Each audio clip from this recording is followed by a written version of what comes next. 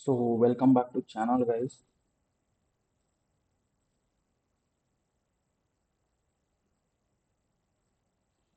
तो पिछली क्लास में अपन ने क्या किया था?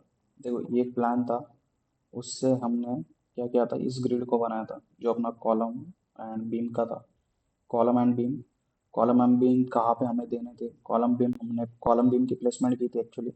कॉलम्स की प्लेसमेंट की, उसके बाद हमने हमारा बीम कहाँ कहाँ पे आएगा उसके हिसाब से हमने ग्रिड बनाया था। ठीक है, वो यहाँ पे है। ठीक है, तो ये चीज़ें हमें जो देखनी है, देखो क्रिएटिंग बीम कॉलम लेआउट पहला काम हम कर चुके थे। उसके बाद हमें क्या करना है? Scaling and purging, save as a DXF file and then exporting to it apps. तो पहला पॉइंट हम देख चुके हैं actually, creating beam column layout. पिछली क्लास में ही हमने ये जो पार्ट था वो देखा था, किस तरीके से हम कॉलम की प्लेसमेंट करते हैं, किस तरीके से हम बीम वगैरह को की एक ग्रिड बनाते हैं। ठीक है, तो ये हमने बनाई थी। और उसके बाद हमने एक दूसरी फाइल में इसको कॉपी पेस्ट किया था। देखो यहाँ पे क्लास 12 ई टैप्स करके लिखा है। ये हमने एक नई फाइल बना के उसमें इसको सिर्फ कॉपी पेस्ट किया था। ठीक है, फिर से दोबारा से मैं एक बार दिखा देता हूँ आपको, ये डिलीट करता हूँ। ठीक है, ये मेरी नई न्यू फाइल है एक।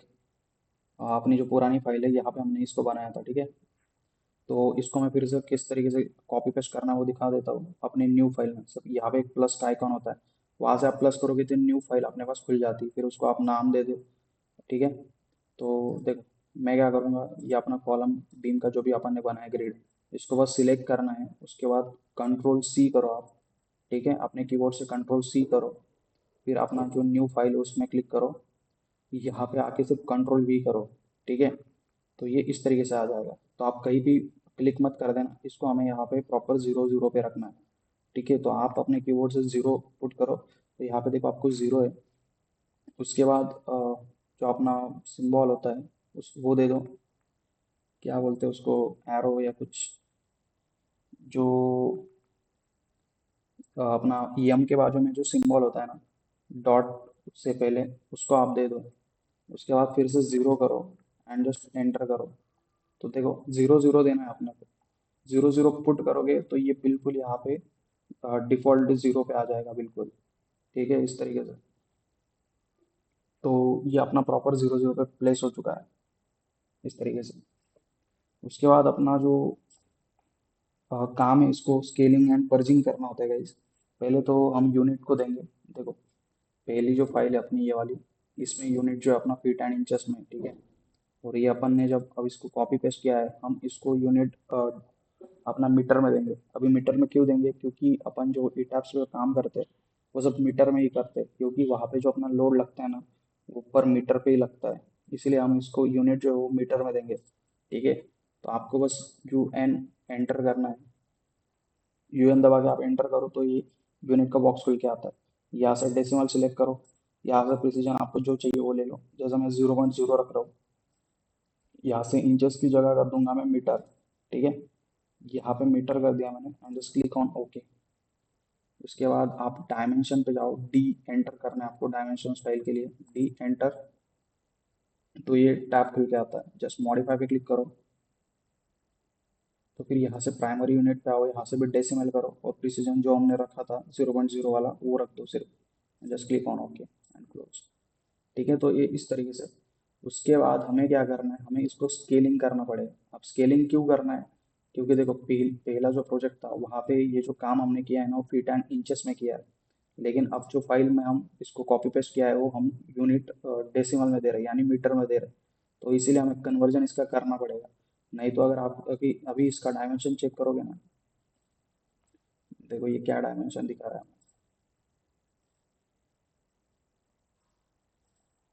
देखो 107.9, ये कुछ तो रॉन्ग डायमेंशन दिखा रहा है। ठीक है, लेकिन हमें चाहिए इसको मीटर्स में देखना है प्रॉपर। तो क्या करेंगे, मीटर्स के लिए हमें इसको स्केलिंग करना पड़ेगा। तो क्या करेंगे, इसको पूरा सिलेक्ट करेंगे इस तरीके से। इसके बाद हम ऐसे भी स्केल कर सकते हो आप, या फिर आप कमांड दे सकते हो यस सी। देखो यहाँ पे आ जाएगा स्केल। स्केल पे क्लिक करो, ये बोल रहा है स्पेसिफाई बेस पॉइंट, आप 0 डालो। फिर वो अपना जो कर्सर होता है ना, यम बटन के बाजू में ही आपको मिलेगा, वो दे कर्सर और फिर से 0 दो एंड देन एंटर।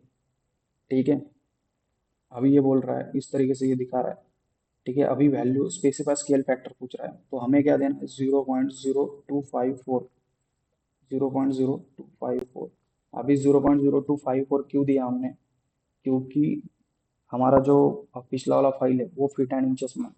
ठीक है, एक बार एंटर कर देता हूँ मैं, 0.0254 देके आप एंटर करो तो देखो ये स्केल हो चुका है। अभी 0.0254 क्यों दिया हमने?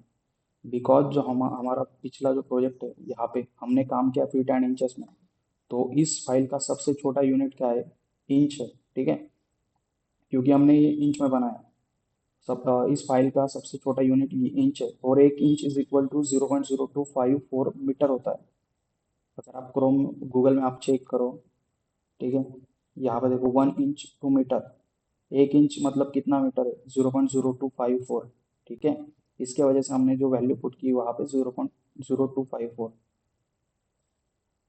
ओके, तो इस तरीके से हमने 0.0254 में इसको स्केल कर दिया। अगर अभी अब इसका डायमेंशन चेक करोगे तो देखो मैं फिर से डायमेंशन चेक करता हूँ। देखो अभी क्या दिखा रहा है, ये 2.7 मीटर। तो देखो अभी ये वैल्यू करेक्ट है या नहीं वो चेक करते, पिछली फाइल में देखो, देखो इसका डायमेंशन चेक कर दो।